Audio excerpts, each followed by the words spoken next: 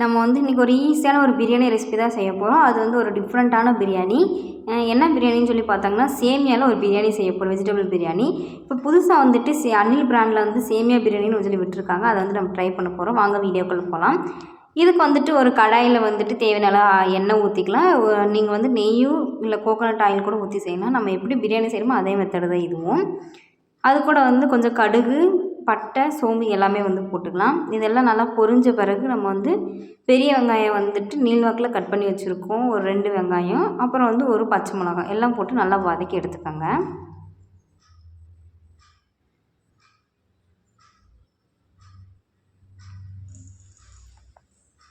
இது நல்லா வந்து ஒரு கோல்டன் ப்ரௌனிஸ் வர வரைக்கும் நல்லா வதக்கி எடுத்துக்கோங்க. நம்ம பிரியாணி எப்படி செய்வோமோ அதே மெத்தட் தான் இதுவும் செய்யணும்.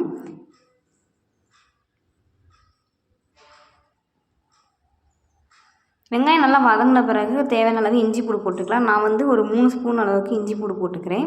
இஞ்சி பூடு போட்டு நல்லா வதக்கி எடுத்துக்கோங்க.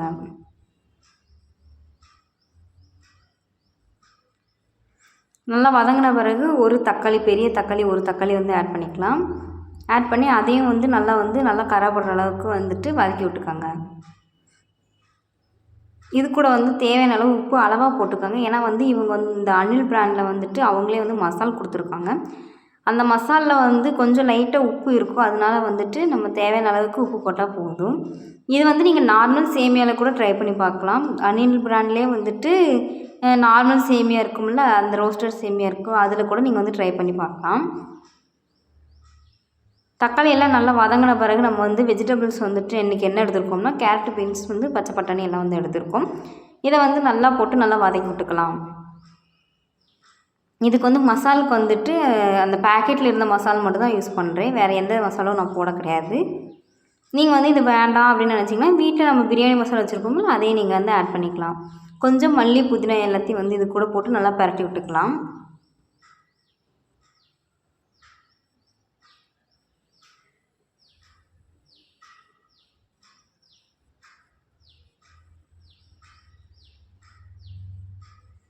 இதுக்கு வந்து தேவையான அளவு தண்ணி ஊற்றிக்கோங்க.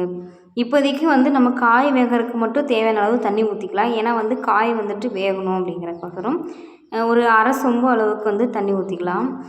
நீங்கள் வந்துட்டு இந்த காயை வந்து குக்கரில் கூட போட்டு ஒரு விசில் விட்டுட்டு அதுக்கப்புறம் கூட நீங்கள் வந்து சேமியாவுக்கு தேவையான அளவு தண்ணி வந்து ஊற்றிக்கலாம். சேமியாவுக்கு வந்து பேக்கெட்லேயே வந்து போட்டிருப்பாங்க எவ்வளோ தண்ணி ஊற்றணும் அப்படிங்கிறது, அந்தளவு ஊற்றிக்கோங்க. இல்லைன்னா வந்து குழஞ்ச மாதிரி போயிடும்.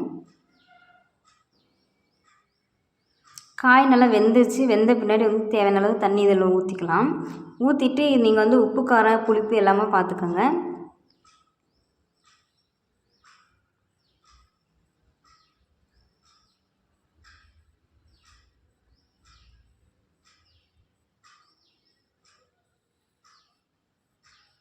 எனக்கு கொஞ்சம் உப்பு பத்தலை, அதனால் வந்து உப்பு வந்து போட்டுக்கிறேன். அதேமாதிரி நான் வந்து லெமன் கொஞ்சம் வந்து லைட்டாக ஒரு ஹாஃப் லெமன் வந்து இதில் வந்து புழிஞ்சிக்கிறேன்.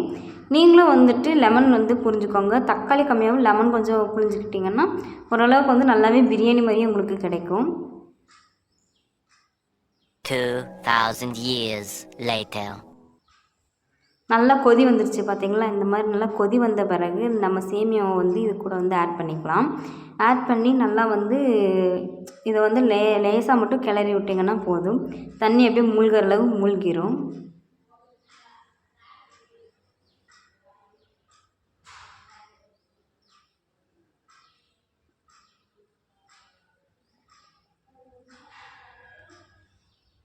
இந்த மாதிரி கிளறி விட்டு மூடி போட்டு விட்டிங்கன்னா வந்துட்டு ஓரளவு கொஞ்சம் நல்லாவே வெந்துடும்.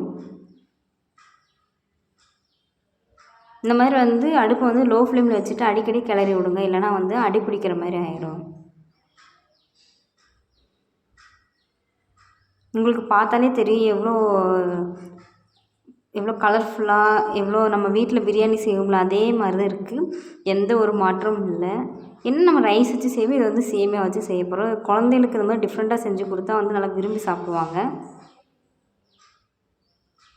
இப்போ தண்ணியெல்லாம் நல்லா வற்றின பிறகு நம்ம வந்து இதை வந்து தம் போட்டுடலாம். நீங்கள் வந்து இப்போவே நெய் ஊற்றி தம் மாதிரி போட்டாலும் சரி, இல்லை வந்து மூடி போட்டுட்டு கொஞ்சம் உடச்சி விடும்போது தம் மாதிரி போட்டிங்கனாலும் நல்லாயிருக்கும். மேலால் மல்லித்தலை நெய் வந்து விட்டு மூடி வச்சா முடிஞ்சு. ரொம்ப ஈஸியான ரெசிபி. வீட்டில் வந்து நீங்களும் வந்து இதை ட்ரை பண்ணி பாருங்கள். குழந்தைகளுக்கு இந்த மாதிரி புதுசு புதுசாக செஞ்சு கொடுத்தா வந்து நல்லா விரும்பி சாப்பிடுவாங்க. மறக்காமல் நம்ம சேனலை வந்து சப்ஸ்கிரைப் பண்ணாதவங்கள்லாம் வந்து சப்ஸ்கிரைப் பண்ணி வச்சுக்கோங்க. தேங்க்ஸ் ஃபார் வாட்சிங்.